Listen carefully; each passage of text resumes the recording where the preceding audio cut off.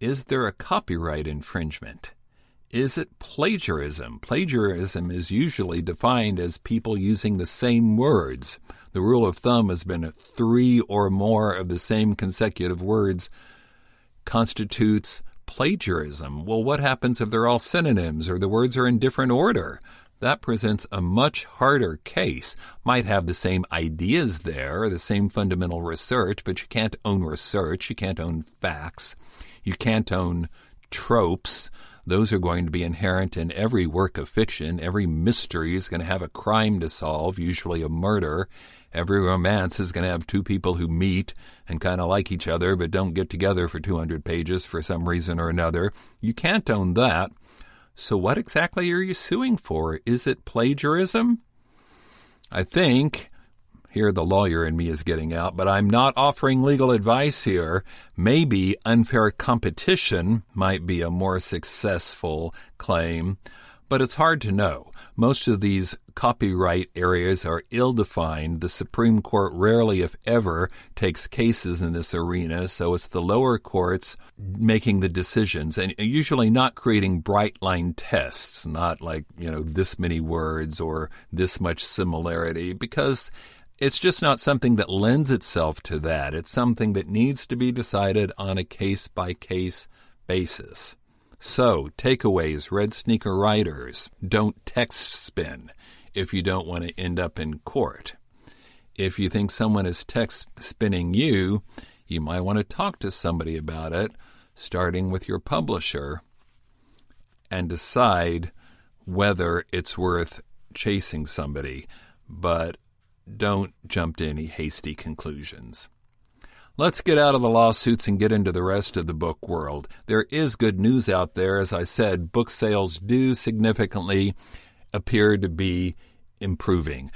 Take the statistics you see around the internet with a grain of salt, saying that sales increased by 10% in April isn't saying too much because we all know they skydived in March, so of course they've come up. But it does appear that book sales significantly increased in April, and I predict, based upon the sales I've seen from the books we publish, that it's going to be even better for May. In fact, I think it will be significantly better. Now, most of those sales are online for obvious reasons. Most brick-and-mortar stores are still closed and just beginning, as I record this, to open up again. But people still like books. Books are... And I'm not trying to make any kind of class comment here. I'm just saying that in the world of commerce, books are considered a luxury item. Nobody needs them to exist. Well, I kind of do, actually. But, it's not like food or shelter. And thus, they're more frequently bought by people who can afford to, people who are above average in, financially, and so are possibly better insulated to survive the lockdown and all of its associated economic impacts. So book sales are coming back, and that is good news. In a previous podcast, I talked about all that's going on with Romance Writers of America and the Rita Awards. So let me just update that briefly and tell you that they have decided to discontinue the Rita Award. They're still going to give the award, but it's going to have a whole new name and a whole new set of criteria. Probably not a bad idea. When your award is accused of being racist, and at least some people think there's some basis for that, let it go. Start something new. So the new award is going to be called the Vivian, which is named for Vivian Stevens, one of the earlier founders of RWA. So good choice there. And they've got a whole new set of criteria, obviously designed to try and increase diversity, including in the selection of the judges. I don't know how you do this without creating some kind of bias, but they say that when a book falls in a particular subgenre, they're going to try and find judges who are familiar with that subgenre. It makes good sense. Other good news, Draft to Digital, the distributor for people who self-publish or small companies or anybody really who wants a distributor that I've talked about before. I think they're terrific. We use them. They're at WriterCon every year. They've now partnered with a company named Vivlio, that's Vivlio, which is owned by French booksellers and publishers and distribute books to retail and online outlets throughout Europe. Well, this is a huge step forward, broadening where Draft2 Digital distribute. And let me tell you, because as I mentioned that we use them for our publishing companies, we have already seen sales, like European sales from this alliance with Vivlio. I hope you're seeing why I think Draft2 Digital are the best people out there. They are always moving forward. Great asset for the individual author out there. I also want to give a shout out to Dave Chesson at Kindlepreneur. Kindlepreneur is a great piece of software that helps you find keywords, or good advertising keywords when you're making Amazon ads. He's been on the podcast before, and he's now added a free book description generator to the Kindlepreneur website. You can go check that out if you're interested. Now, it's not going to write your book description for you, don't you wish, but what it does do is help you make it look right. Because when you're posting to Amazon, in order to have underlining or boldface or paragraph breaks, you've got to use all these secret codes. Well, this will give them to you. It'll make it look right. Plus, it allows you to see the way it's going to look on the page, so that you can get everything just right and then cut and paste it to your Amazon page. It's a nice little thing, so I highly recommend it.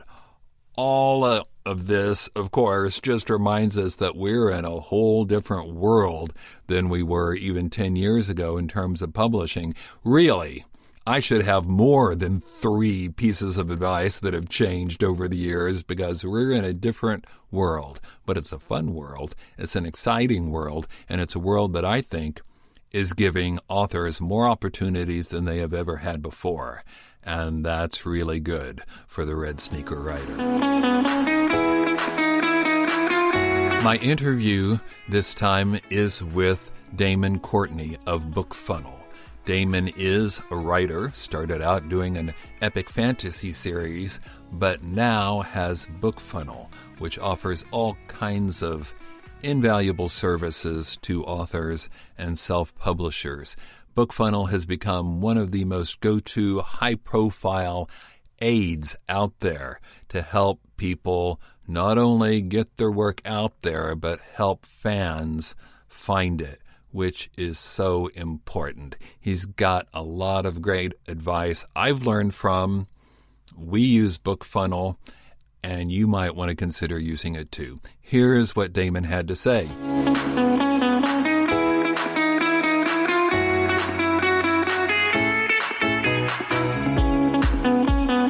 Damon, thanks for being on the podcast.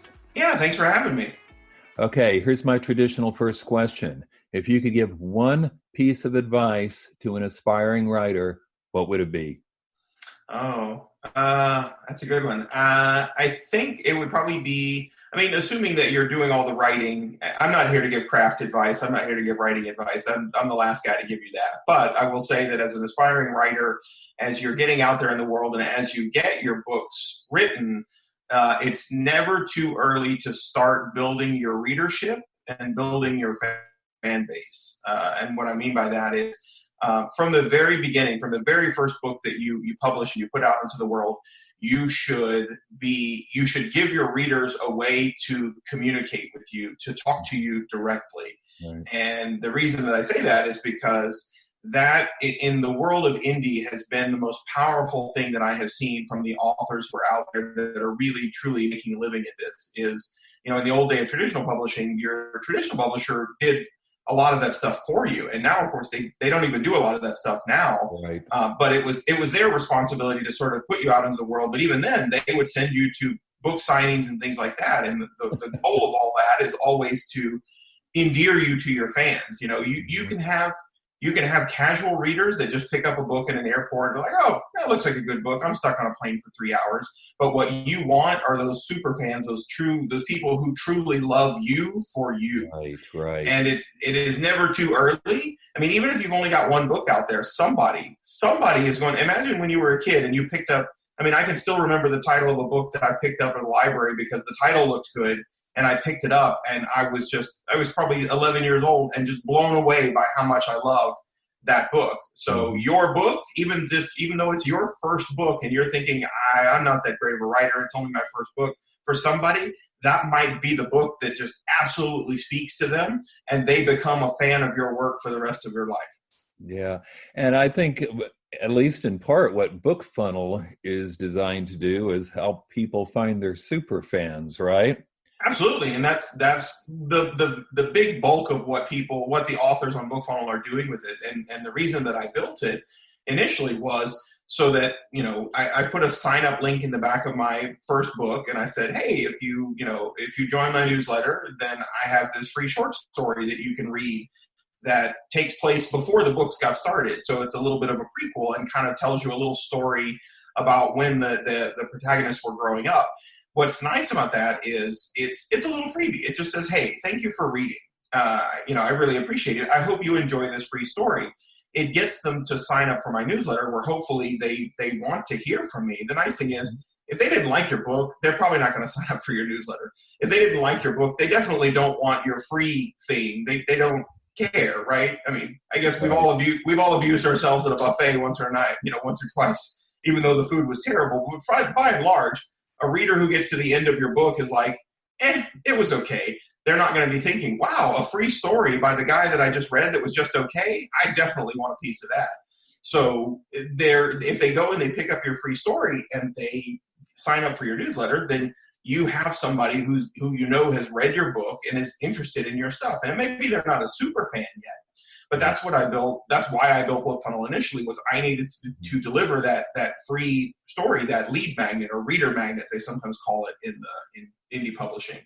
Right. And the authors that are really out there using BookFunnel to its full effectiveness, they are doing things like that. They're all building their newsletter, so they've all got some free cookie that they're giving out to get on their newsletter, but they're also doing amazing things like giving out short stories to their fans just to say thanks. That kind of exclusivity, those little exclusive shorts that they only give to their super fans, to their newsletters, are the kinds of things that turn readers from just casual, I like his stuff, into, wow, I love him. He's so kind. He's so generous. I get a free story from him every month on top of the books that I already love, right? If J.K. Rowling put out a Harry Potter short story, they'd crash the servers. People would be downloading it so fast, right? So you think about that, and while, none of us are Rowling, that is the goal, right? Even if you can't have 1 billion fans like she does, it's perfectly achievable to have 1,000, 5,000, or 10,000 true fans who really love your work. Mm-hmm. And when they do, be generous to them. And yeah, BookFunnel helps with that. We're there when you don't want to put it up, because you can't put a book up for free on Amazon. You could go through the perma-free process of kind of tricking them into making it free for you. But you could just slap it up on BookFunnel and in 5 minutes send out a link, and every single one of your readers, regardless of what device they're on, can be downloading their free story. Sure. I bet you understand this better than a lot of people because, of course, you started out writing, right? You'd published several books. I think you had a fantasy series. Am I right?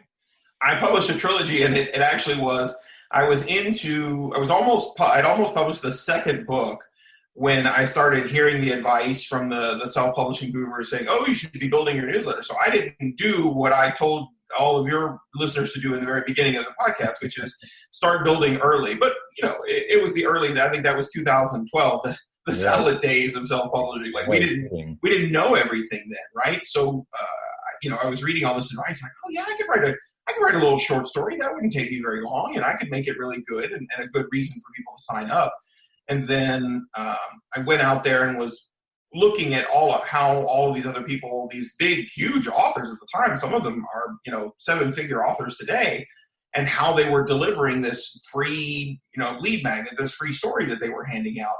And it was pretty much, oh, thanks for signing up. I've attached an EPUB and a Mobi to your email. You can download those to your reader.